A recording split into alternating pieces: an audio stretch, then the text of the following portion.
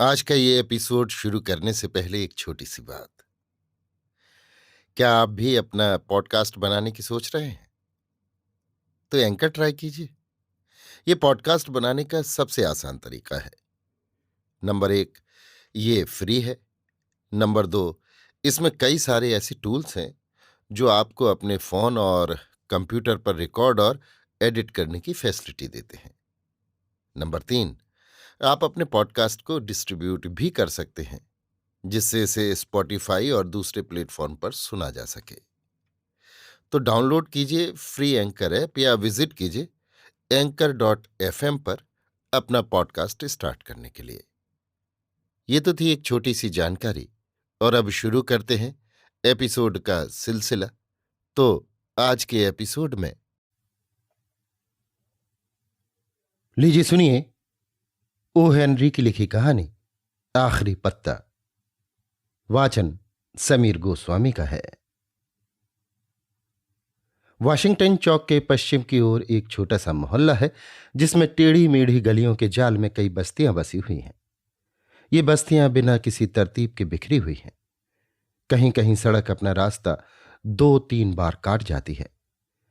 इस सड़क के संबंध में एक कलाकार के मन में एक अमूल्य संभावना पैदा हुई कि कागज, रंग और कैनवास का कोई व्यापारी यदि तकादा करने यहां आए तो रास्ते में उसकी अपने आप से मुठभेड़ हो जाएगी और उसे एक पैसा भी वसूल किए बिना वापस लौटना पड़ेगा। इस टूटे फूटे और विचित्र ग्रीनविच ग्राम नामक मोहल्ले में दुनिया भर के कलाकार आकर एकत्रित होने लगे। वे सब के सब उत्तर दिशा में खिड़कियां, 18वीं सदी की मेहराबें, छत के कमरे और सस्ते किरायों की तलाश में थे। बस छठी सड़क से कुछ कांसे के लोटे और टीन की तश्तरियां खरीद लाए और गृहस्थी बसा ली। एक नीचे से मकान की तीसरी मंजिल पर सू और जानसी का स्टूडियो था। जानसी जॉना का अपभ्रंश था। एक मेन से आई थी और दूसरी कैलिफोर्निया से। दोनों की मुलाकात 8वीं सड़क के एक अत्यंत सस्ते होटल में हुई थी। दोनों की कला रुचि और खाने पहनने की पसंद में इतनी समानता थी कि दोनों के मिले जुले स्टूडियो का जन्म हो गया। ये बात मई के महीने की थी। नवंबर की सर्दियों में एक अज्ञात अजनबी ने, जिसे डॉक्टर लोग निमोनिया कहते हैं, मोहल्ले में डेरा डालकर अपनी बर्फीली उंगलियों से लोगों को छेड़ना शुरू किया। पूर्वी इलाके में तो इस सत्यानाशी ने बीसियों लोगों की बलि लेकर तहलका मचा दिया था, परंतु पश्चिम की तंग गलियों वाले जाल में उसकी चाल कुछ धीमी पड़ गई। मिस्टर निमोनिया स्त्रियों के साथ भी कोई रियायत नहीं करते थे। कैलिफोर्निया की आंधियों से जिसका खून फीका पड़ गया हो, ऐसी किसी दुबली पतली लड़की का इस भीमकाय हुंकारते दैत्य से कोई मुकाबला तो नहीं था। फिर भी उसने जानसी पर हमला बोल दिया। वो बेचारी चुपचाप अपने लोहे की खाट पर पड़ी रहती और शीशे की खिड़की में से सामने के ईंटों के मकान की कोरी दीवार को देखा करती। एक दिन उसका इलाज करने वाले बूढ़े डॉक्टर ने थर्मामीटर झटकते हुए सू को बाहर के बरामदे में बुलाकर कहा, उसके जीने की संभावना रुपए में 2 आना है, और वो भी तब यदि उसकी इच्छा शक्ति बनी रहे। जब लोगों के मन में जीने की इच्छा ही नहीं रहती और वे मौत का स्वागत करने को तैयार हो जाते हैं, तो उनका इलाज धनवंतरी भी नहीं कर सकते। इस लड़की के दिमाग पर भूत सवार हो गया है कि वो अब अच्छी नहीं होगी। क्या उसके मन पर कोई बोझ है? सू बोली, और तो कुछ नहीं, पर किसी रोज नेपल्स की खाड़ी का चित्र बनाने की उसकी प्रबल आकांक्षा है। चित्र? मैं पूछ रहा था कि उसके जीवन में कोई ऐसा आकर्षण भी है जिससे जीने की इच्छा तीव्र हो, जैसे कोई नौजवान? बिच्छू के डंक सी चुभती आवाज में सू बोली, नौजवान? पुरुष और प्रेम छोड़ो भी। नहीं डॉक्टर साहब, ऐसी कोई बात नहीं है। डॉक्टर बोला, सारी बुराई की जड़ यही है। डॉक्टरी विद्या के अनुसार जो कुछ भी मुझसे मुमकिन है उसे किए बिना नहीं छोड़ूंगा। पर जब कोई मरीज अपनी अर्थी के साथ चलने वालों की संख्या गिनने लग जाता है, तब दवाइयों की शक्ति आधी रह जाती है। अगर तुम उसके जीवन में कोई आकर्षण पैदा कर सको जिससे वो अगली सर्दियों में प्रचलित होने वाली कपड़ों की फैशन के बारे में चर्चा करने लगे, तो उसके जीने की संभावना कम से कम दूनी हो जाएगी। डॉक्टर के जाने के बाद सू अपने कमरे में गई और उसने रो रो कर कई रूमाल निचोड़ने के काबिल कर दिए। कुछ देर बाद चित्रकारी का सामान लेकर वो सीटी बजाती हुई जानसी के कमरे में पहुंची। जानसी चद्दर ओढ़े चुपचाप बिना हिले डुले खिड़की की ओर देखती पड़ी थी। उसे सोई हुई जानकर उसने सीटी बजाना बंद कर दिया। तख्ते पर कागज लगाकर वो किसी पत्रिका की कहानी के लिए कलम स्याही से एक तस्वीर बनाने बैठी। नवोदित कलाकारों को कला की मंजिल तक पहुंचने के लिए पत्रिकाओं के लिए तस्वीरें बनानी ही पड़ती हैं, जैसे साहित्य की मंजिल तक पहुंचने के लिए नवोदित लेखकों को पत्रिकाओं की कहानियां लिखनी पड़ती हैं। ज्यों ही सू एक घुड़सवार जैसा ब्रीजस पहने, एक आंख का चश्मा लगाए किसी इड़ाहो के गड़रिये के चित्र की रेखाएं बनाने लगी कि उसे एक धीमी आवाज अनेक बार दोहराती सी सुनाई दी। वो शीघ्र ही बीमार के बिस्तर के पास गई। जानसी की आंखें खुली थी। वो खिड़की से बाहर देख रही थी और कुछ गिनती बोल रही थी, लेकिन वो उल्टा जप कर रही थी। वो बोली 12, फिर कुछ देर बाद 11, फिर 10 और 9, और तब एक साथ 8 और 7। सू ने उत्कंठा से खिड़की के बाहर नजर डाली। वहां गिनने लायक क्या था? एक खुला बंजर चौक या 20 फीट दूर ईंटों के मकान की कोरी दीवार। एक पुरानी ऐंठी हुई जड़ें निकली हुई सदाबहार की बेल दीवार की आधी ऊंचाई तक चढ़ी हुई थी। शिशिर की ठंडी सांसों ने उसके शरीर की पत्तियां तोड़ ली थी और उसकी कंकाल शाखाएं एकदम उघाड़ी उन टूटी फूटी ईंटों से लटक रही थी। सू ने पूछा, क्या है जानी? अत्यंत धीमे स्वरों में जानसी बोली, 6। अब वे जल्दी जल्दी गिर रही हैं। 3 दिन पहले वहां करीब 100 थी। उन्हें गिनते गिनते सिर दुखने लगता था। वो एक और गिरी। अब बची सिर्फ 5। 5 क्या जानी? 5 क्या? अपनी सू को तो बता। पत्तियां, उस बेल की पत्तियां। जिस वक्त आखिरी पत्ती गिरेगी मैं भी चली जाऊंगी। मुझे 3 दिन से इसका पता है। क्या डॉक्टर ने तुम्हें नहीं बताया? अत्यंत तिरस्कार के साथ सू ने शिकायत की, ओह, इतनी बेवकूफ तो कहीं नहीं देखी। तेरे ठीक होने का इन पत्तियों से क्या संबंध है? तू उस बेल से प्यार किया करती थी। क्यों? इसलिए? बदमाश, अपनी बेवकूफी बंद कर। अभी सुबह ही तो डॉक्टर ने बताया था कि तेरे जल्दी से ठीक होने की संभावना। ठीक किन शब्दों में कहा था? हां, कहा था संभावना रुपए में 14 आना है। और न्यूयॉर्क में जब हम किसी टैक्सी में बैठते हैं या किसी नई इमारत के पास से गुजरते हैं, तब भी जीने की संभावना इससे अधिक नहीं रहती। अब थोड़ा शोरबा पीने की कोशिश कर और अपनी सू को तस्वीर बनाने दे, ताकि उसे संपादक महोदय के हाथों बेचकर वो अपनी बीमार बच्ची के लिए थोड़ी दवा दारू और अपने खुद के पेट के लिए कुछ रोटी पानी ला सके। अपनी आंखों को बाहर टिकाए जानसी बोली, तुम्हें अब मेरे लिए शराब लाने की जरूरत नहीं। वो एक और गिरी। नहीं, मुझे शोरबे की भी जरूरत नहीं। अब सिर्फ 4 रह गई। अंधेरा होने से पहले उस आखिरी पत्ती को गिरते हुए देख लो, बस फिर मैं भी चली जाऊंगी। सू उस पर झुकती हुई बोली, प्यारी जानसी, तुझे प्रतिज्ञा करनी होगी कि तू आंखें बंद रखेगी और जब तक मैं काम करती हूं खिड़की से बाहर नहीं देखेगी। कल तक ये तस्वीरें पहुंचा देनी है। मुझे रोशनी की जरूरत है, वरना भी खिड़की बंद करती थी। जानसी ने रुखाई से पूछा, क्या तुम दूसरे कमरे में बैठकर तस्वीरें नहीं बना सकती? सू ने कहा, मुझे तेरे पास ही रहना चाहिए। इसके अलावा मैं तुझे उस बेल की तरफ देखने देना नहीं चाहती। किसी गिरी हुई मूर्ति की तरह निश्चल और सफेद अपनी आंखें बंद करती हुई जानसी बोली, काम खत्म होते ही मुझे बोल देना, क्योंकि मैं उस आखिरी पत्ती को गिरते हुए देखना चाहती हूं। बाट जोहते जोहते हैरान हो गई हूं, सोचते सोचते थक गई हूं। अब अपनी हर पकड़ को ढीला छोड़ना चाहती हूं और उन बेचारी थकी हुई पत्तियों की तरह तैरती हुई नीचे नीचे नीचे चली जाना चाहती हूं। सू ने कहा, तू सोने की कोशिश कर। मैं खान के मजदूर का मॉडल बनने के लिए उस बेहरमैन को बुला लाती हूं। अभी 1 मिनट में आई। जब तक मैं न लौटूं तू हिलना मत।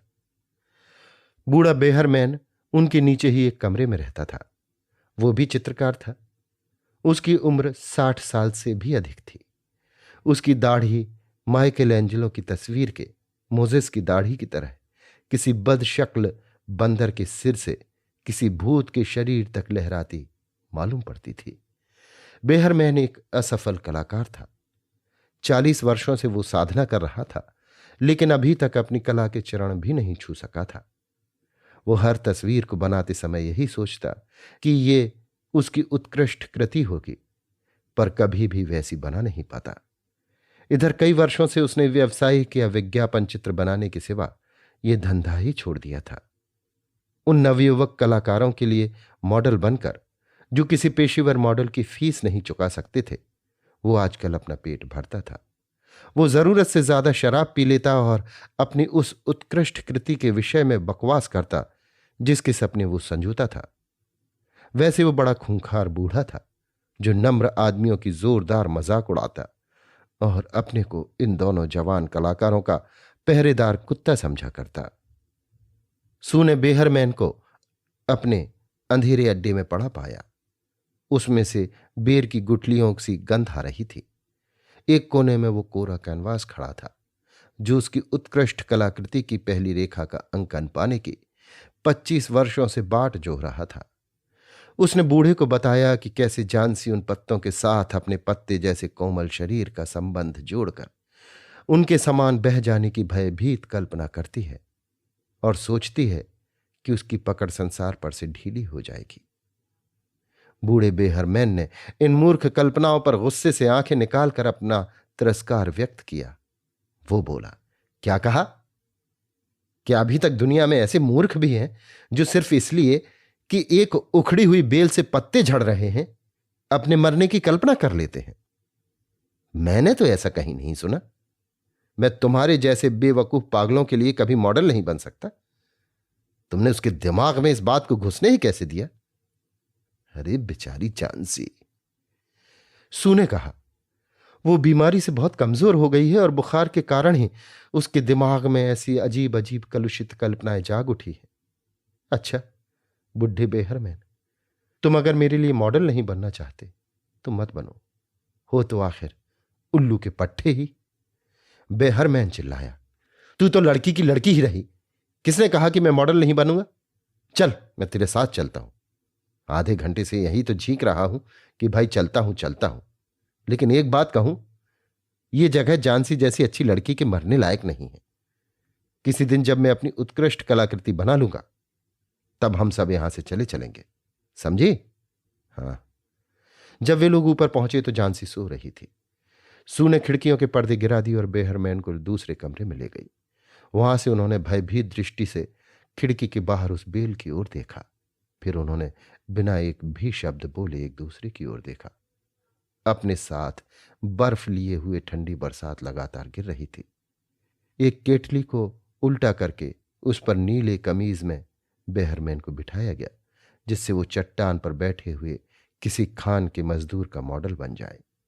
1 घंटे की नींद के बाद जब दूसरे दिन सुबह सू की आंख खुली तो उसने देखा कि जानसी जड़ होकर खिड़की के हरे पर्दे की ओर आंखें फाड़ कर देख रही है। सुरसुराहट के स्वर में उसने आदेश दिया, पर्दे उठा दे, मैं देखना चाहती हूं। विवश होकर सू को आज्ञा माननी पड़ी। लेकिन ये क्या, रात भर वर्षा, आंधी, तूफान और बर्फ गिरने पर भी ईंटों की दीवार से लगी हुई उस बेल में एक पत्ती अभी तक टिकी हुई थी। उस बेल की वो आखिरी पत्ती थी। अपने डंठल के पास कुछ गहरी हरी, लेकिन अपने किनारों के आसपास पकावट और झड़ने की आशंका लिए पीली पीली वो पत्ती जमीन से कोई 20 फुट ऊंची अभी तक अपनी डाली से लटक रही थी। झांसी ने कहा, यही आखिरी है। मैंने सोचा था कि ये रात में जरूर ही गिर जाएगी। मैंने तूफान की आवाज भी सुनी। खैर, कोई बात नहीं, ये आज गिर जाएगी और उसी समय मैं भी मर जाऊंगी। तकिए पर अपना थका हुआ चेहरा झुकाकर सू बोली, क्या कहती है पागल? अपना नहीं तो कम से कम मेरा तो ख्याल कर। मैं क्या करूंगी? पर झांसी ने कोई जवाब नहीं दिया। इस दुनिया की सबसे अकेली वस्तु ये आत्मा है। जब वो अपनी रहस्यमयी लंबी यात्रा पर जाने की तैयारी में होती है, ज्यों ज्यों संसार और मित्रता से बांधने वाले उसके बंधन ढीले पड़ते गए, त्यों त्यों उसकी कल्पना ने और अधिक जोर से जकड़ना शुरू कर दिया। दिन बीत गया और संध्या के क्षीण प्रकाश में भी दीवार से लगी हुई बेल से लटका हुआ वो पत्ता उन्हें दिखाई देता रहा। पर तभी रात पड़ने के साथ साथ उत्तरी हवाएं फिर चलने लगीं और वर्षा की झड़ियां खिड़की से टकराकर छज्जे पर बह आईं। रोशनी होते ही निर्दयी झांसी ने आदेश दिया कि पर्दे उठा दिए जाएं। बेल में पत्ती अब तक मौजूद थी। झांसी बहुत देर तक उसको एकटक देखती रही। उसने सू को पुकारा, जो चौके में स्टोव पर मुर्गी का शोरबा बना रही थी। झांसी बोली, सूडी, मैं बहुत ही खराब लड़की हूं। कुदरत की किसी शक्ति ने उस अंतिम पत्ती को वहीं रोककर मुझे यह बता दिया है कि मैं कितनी दुष्ट हूं। इस तरह मरना तो पाप है। ला, मुझे थोड़ा सा शोरबा दे और कुछ दूध में शहद मिलाकर दे दे। पर नहीं, उससे पहले मुझे जरा शीशा दे और मेरे सिरहाने कुछ तकिए लगा, ताकि मैं बैठे बैठे तुझे खाना बनाते हुए देख सकूं। कोई 1 घंटे बाद वो बोली, सूडी, मुझे आशा है कि मैं कभी ना कभी नेपल्स की खाड़ी का चित्र जरूर बनाऊंगी। शाम को डॉक्टर साहब फिर आए और सू कुछ बहाना बनाकर उनसे बाहर जाकर मिली। सू के दुर्बल कांपते हाथ को अपने हाथों में लेकर डॉक्टर साहब बोले, अब संभावना 8 आना मानी जा सकती है। अगर परिचर्या अच्छी हुई तो तुम जीत जाओगी। और अब मैं नीचे की मंजिल पर एक दूसरे मरीज को देखने जा रहा हूं। क्या नाम है उसका? बेहरमैन। शायद कोई कलाकार है। न्यूमोनिया हो गया है। अत्यंत दुर्बल और बुढ़ा आदमी है और झपट जोर की लगी है। बचने की कोई संभावना नहीं। आज उसे अस्पताल भिजवा दूंगा, वहां आराम ज्यादा मिलेगा। दूसरे दिन डॉक्टर ने सू से कहा, जॉन्सी अब खतरे से बाहर है, तुम्हारी जीत हुई। अब तो सिर्फ पथ्य और देखभाल की जरूरत है। दूसरे दिन शाम को सू झांसी के पलंग के पास आकर बैठ गई। वो नीली ऊन का एक बेकार सा गुलूबंद निश्चिंत होकर बुन रही थी। उसने तकिए के उस ओर से अपनी बाह सू के गले में डाल दी। मेरी भोली बिल्ली, तुझसे एक बात कहनी है। आज सुबह अस्पताल में मिस्टर बेहरमैन की निमोनिया से मृत्यु हो गई। वो सिर्फ 2 रोज बीमार रहा। परसों सुबह ही चौकीदार ने उसे अपने कमरे में दर्द से तड़पता पाया था। उसके कपड़े, यहां तक कि जूते भी पूरी तरह भीगे हुए और बर्फ के समान ठंडे हो रहे थे। कोई नहीं जानता कि ऐसी भयानक रात में वो कहां गया था। लेकिन उसके कमरे में एक जलती हुई लालटेन, एक नसैनी, 2-4 ब्रश और फलक पर कुछ हरा और पीला रंग मिलाया हुआ मिला। जरा खिड़की से बाहर तो देख, दीवार के पास की उस अंतिम पत्ती को। क्या तुझे कभी आश्चर्य नहीं हुआ कि इतनी आंधी और तूफान में भी वो पत्ती हिलती क्यों नहीं? प्यारी सखी, यही बेहरमैन की उत्कृष्ट कलाकृति थी। जिस रात को अंतिम पत्ती गिरी, उसी रात उसने उसका निर्माण किया था। अभी आप सुन रहे थे ओ हेनरी की लिखी कहानी आखिरी पत्ता। वाचन समीर गोस्वामी का था।